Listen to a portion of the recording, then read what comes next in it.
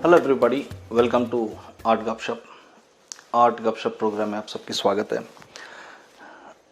इस बार की चर्चा का विषय है फ्रीडम एंड आर्ट और फ्रीडम इन आर्ट, कला और स्वातंत्र, अभिव्यक्ति की स्वातंत्र कला में होना चाहिए, नहीं होना चाहिए, कितना होना चाहिए, एक बड़ा तर्क का विषय रहा है। मैं अपने क्या अनुभव है वो आपके सामने रख रहा हूं, इसके बारे में निर्णय आपको करना है। पहली बात तो यह है कि नो फ्रीडम इज एब्सोल्यूट, ये मेरा कहना मानना है। हर फ्रीडम आती है एक जिम्मेदारी के साथ। फ्रीडम का मतलब यह है कि आप बड़े जिम्मेदार होके एक तथ्य को आप प्रेजेंट करें, उसको निस्वार्थ होके, अनबयास्ड होके, बिना कोई एजेंडे के आप उसको प्रेजेंट करें। ये this can be freedom of expression, what I think. इसके अलग अलग वर्जन हो सकते हैं, अलग अलग लोग उसके मतलब निकाल सकते हैं या अपनी अपनी उनकी राय हो सकती है, दैट्स फाइन। बट मुझे ऐसा लगता है कि कोई भी फ्रीडम एब्सोल्यूट नहीं है, उसकी एक मर्यादा है और उसकी एक जिम्मेदारी है। अब ये बात मैं क्यों बोल रहा हूं?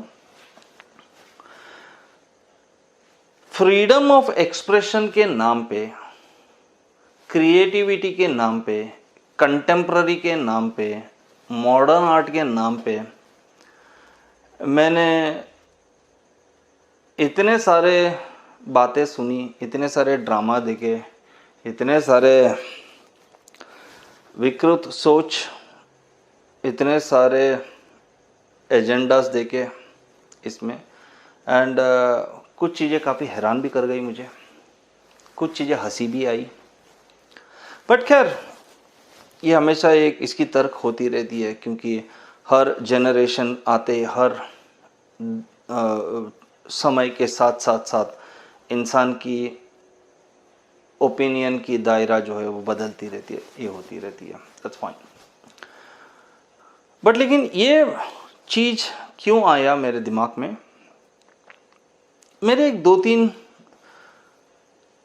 रियल एक्सपीरियंसेस है जो मैं तर्क किया, जिनके साथ मैंने डिबेट की, जिनके साथ जो लोग मेरे पास आए थे इस बात को चर्चा लेके, उस वक्त क्या हुआ, उस टॉपिक की मैं थोड़ा एक शेयर करूंगा आपके साथ। पहली बात तो ये आई,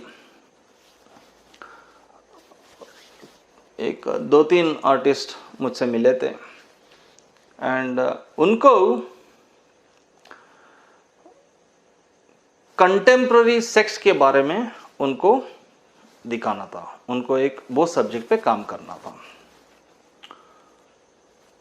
तो मैं बोला ठीक है, बट उन्होंने सब्जेक्ट चुना कि हम एक कोई भी एक पौराणिक कथा को लेके जो वेरी इंडियनाइज्ड है उसको, उसके हिसाब से हम दिखाना चाहते हैं।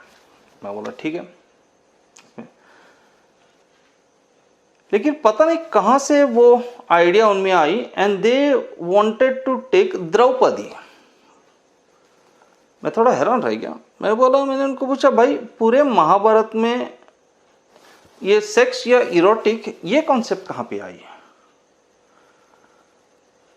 तो उन्होंने कुछ इस तरह के तर्क दिए मुझे। उन्होंने कहा कि नो, ये एक इमेजिनेशन है and definitely as an artist we have that freedom of expression, क्योंकि द्रौपदी के 5 पति थे तो सहजिक है कि वो पांचों के साथ सेक्स करती होगी, and it can be with one partner, it can be with multi partners. And पता नहीं इस तरह से कहां से इमेजिनेशन जोड़ते गए। उनके साथ मेरी तर्क डिबेट करीब 2.5-3 घंटे चली और मैं उन्हें समझाता रहा कि पूरी महाभारत, उसकी जो मैसेज है, उसकी जो क्रक्स है, उसकी जो आत्मा है, वो धर्म और कर्म के युद्ध के बारे में है. It is about, so please go and revisit Mahabharata. Now just because you have one character, one role there, जिनके 5 पति है इसमें, आप प्लीज जाके पहले उसको देखिए. Find out what is the essence, find out कि वो क्यों हुआ. उनके पास हालांकि कोई रिसर्च नहीं थी, एक काल्पनिक कथा से आ गए थे. मैंने उनको काफी महाभारत के बारे में पूछा, वो कुछ बोल नहीं पाए, लेकिन हाँ बट लेकिन उनको ये थोड़ी बहुत टूटी फूटी इंफॉर्मेशन मिली and they wanted to present it. मैंने अपनी तरफ से समझाने की उनकी पूरी कोशिश की कि भाई whatever you are doing is wrong, it is not freedom of expression, it is totally destroying, misguiding, misleading and creating your own stories, मन गढ़त कहानियाँ. और इस तरह से करके रखोगे तो जिम्मेदारी भी तुम्हें लेनी होगी कि कहीं भी ये हुआ, पता नहीं आगे चल के कहाँ कौन से और एक विकृत मानसिक का आर्टिस्ट निकला जो इसको और भद्दे तरीके से करे. तो इस तरह से ना करें, जाके अपनी रिसर्च ठीक तरह से करें, और वो करके आए. लेकिन फिर भी उनको यही था कि नहीं, हम ये इमेजिनेशन एक क्रिएट कर सकते हैं, हम ये this is a creative aspect and इसको कर सकते. हालांकि हुई नहीं वो बात. ये एक स्टोरी है. दूसरी स्टोरी थी महाभारत में कर्ण और एकलव्य, द्रोणाचार्य और एकलव्य की स्टोरी. ये बात भी एक बार तर्क हुई थी. मेरे पास एक बंदा बैठा था जो थोड़ा बहुत यहाँ पढ़ लिया है, उसने थोड़ी बहुत जानकारी रखता है. तो ही came up with the topic saying that कि द्रोणाचार्य ने एकलव्य के उंगली को इसलिए काट के मांगा क्योंकि वो ब्राह्मण थे एंड एकलव्य दलित था. तो ये पॉलिटिकल एंगल को वो लेके आके उस पर तर्क कर रहा था. And this was the concept which he wanted to take it in a play, and उसके बारे में सब उसके लिटरेचर चल रहे थे. तो मैंने उसको बोला उसको कि भाई have you gone through that entire Mahabharata. वो बंदे के साथ बात करते हैं, नो बड़े लंबे चौड़े फेंक रहा था, वो बहुत बड़े बड़े नाम ले रहा था उसमें.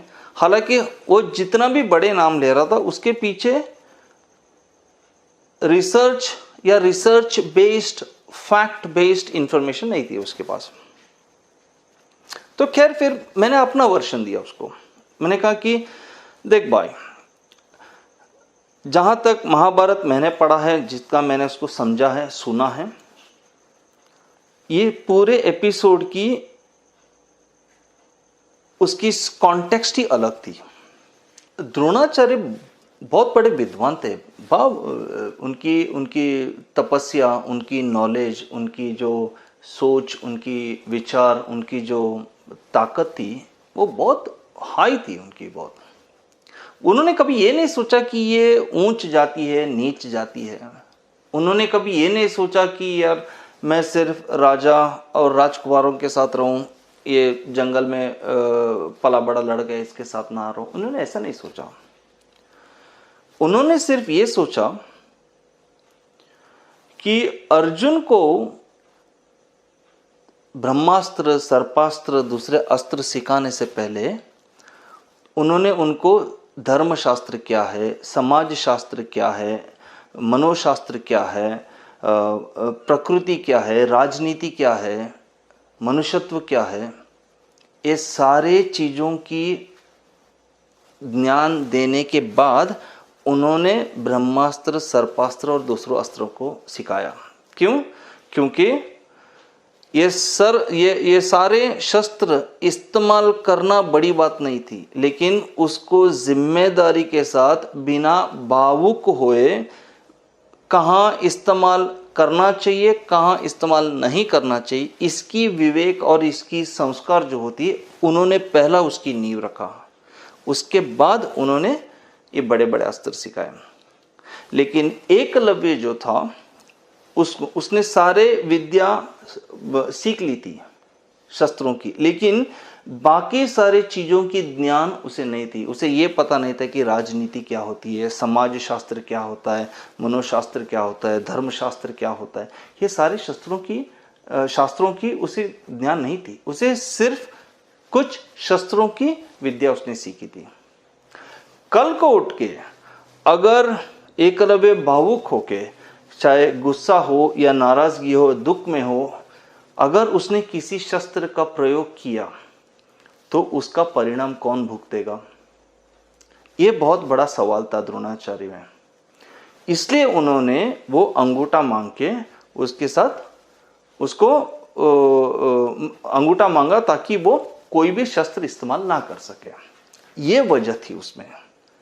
इसलिए हम कहते हैं, आज भी कहते हैं इसमें, कि कोई भी विद्या सीखना बड़ी बात नहीं है, लेकिन उस विद्या का प्रयोग कहाँ करे और कहाँ ना करे, इसकी बुद्धि होनी चाहिए।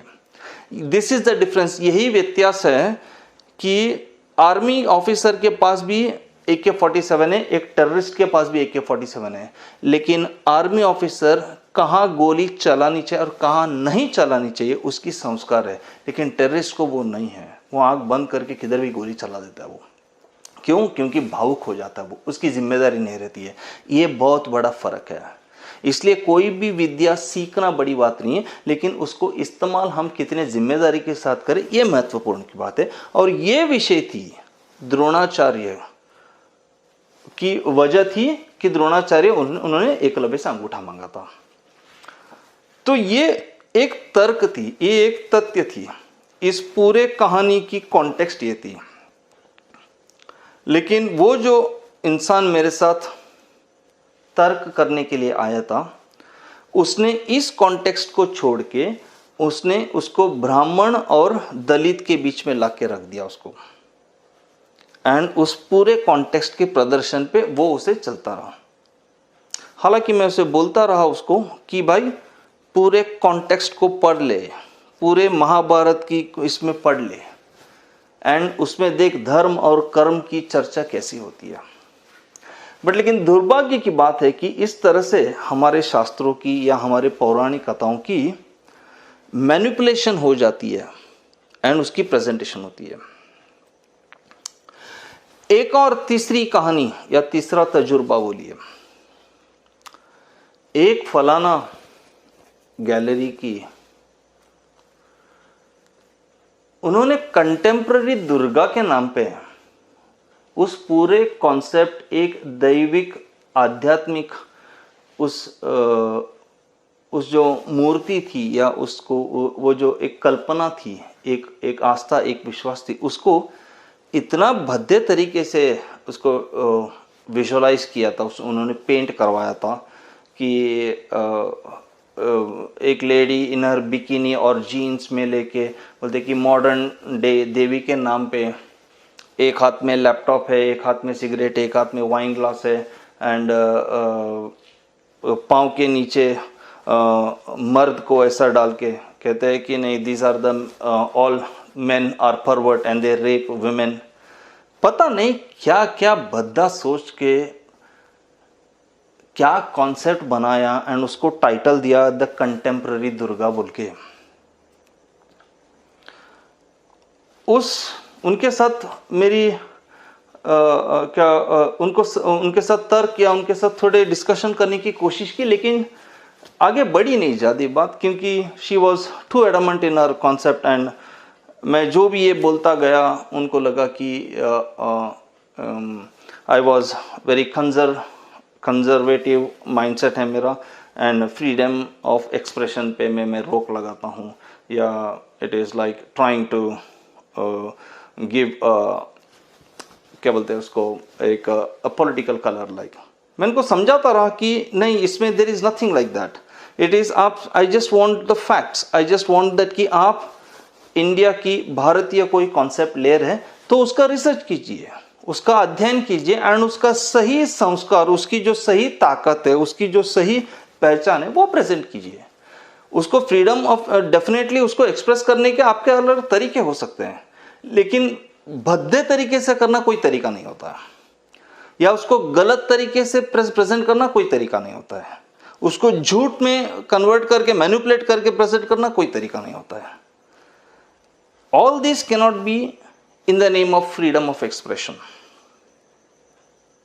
और ये इस तरह से करके थोड़ा चीप पब्लिसिटी पाने की एक होड़ लगी है, एक वही से देयर आर सम पीपल जो इस तरीके से करने की कोशिश करते हैं इसमें, लेकिन वो ये भूल जाते हैं कि इस तरह डिस्टॉर्ट करके, इस तरह से चीप पब्लिसिटी करके या इंटेंशनल कोई एजेंडा रख के करते हैं, इससे देश का, संस्कृति का, हमारी आध्यात्मिक विरासत का, हमारी पहचान की कितनी बड़ी नुकसान होती है, उसकी कितना बड़ा धक्का पहुंचता है उसको। एंड ये एक पूरी टोली है जो इस नरेशन को बहुत हवा देती है, बहुत तूल देती है। ये एक बड़ी दुख की बात है इसमें, जो नहीं होनी चाहिए। एंड ये चीज़ फ्रीडम ऑफ एक्सप्रेशन पे नहीं आता, डेफिनेटली नहीं आता उसमें। फ्रीडम ऑफ एक्सप्रेशन अगर आप जानना चाहते हैं, उसको क्रिएटिव तरीके से प्रेजेंट करना चाहते हैं, तो पहला उसकी पूरी रिसर्च करें, पूरी अध्ययन करें, आप डिबेट करें, 4 लोगों से उसकी विमर्श करें। सिर्फ घर में बैठ के कोई यूट्यूब देख के, कोई इंटरनेट के कोई 2-4 पेज देख के आप इतने बड़े सब्जेक्ट को इतने दायरे में नहीं ला सकते। ऐसा you have to meet people, you have to read book, you have to see different perspectives of this and then finalize something which will elevate the beauty, the power, the genuinity and the standard of such a great civilization। इतनी बड़ी देश की इतनी बड़ी विरासत को इतने हल्के में प्रेजेंट करना, ये फ्रीडम ऑफ एक्सप्रेशन नहीं हो सकता है। फ्रीडम ऑफ एक्सप्रेशन में बहुत जिम्मेदारी चाहिए, बहुत गट्स चाहिए एंड बहुत सोच चाहिए, रिसर्च चाहिए उसमें। हाँ, आप कोई भी सब्जेक्ट चूज कर सकते हैं उसमें कोई नहीं है। मैं ये नहीं कहता कि सब कुछ अच्छा है या सब कुछ बुरा है, मैं सिर्फ इतना कहता हूँ कि जो भी आप सब्जेक्ट लेते हैं, जिसके ऊपर एक सिविलाइजेशन, एक पूरी समुदाय, एक आध्यात्मिक, एक धार्मिक पहचान, एक सामाजिक पहचान, एक देश की परंपरा हो, उसकी गरिमा, उसकी अस्तित्व हो, उसकी अस्मिता हो, जब ये सब सब्जेक्ट को लेके हम काम करते हैं तो उसमें बहुत जिम्मेदारी बरतना ज़रूरी है। It doesn't come in the name of freedom of expression. Freedom of expression के नाम पे डिस्टॉर्शन, मैनिपुलेशन नहीं होता इसमें।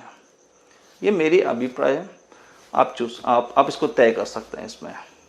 Thank you very much. फिर अगली बार मिलेंगे और एक नई टॉपिक, एक नए एक्सप्रेशन के साथ। Bye bye, see you.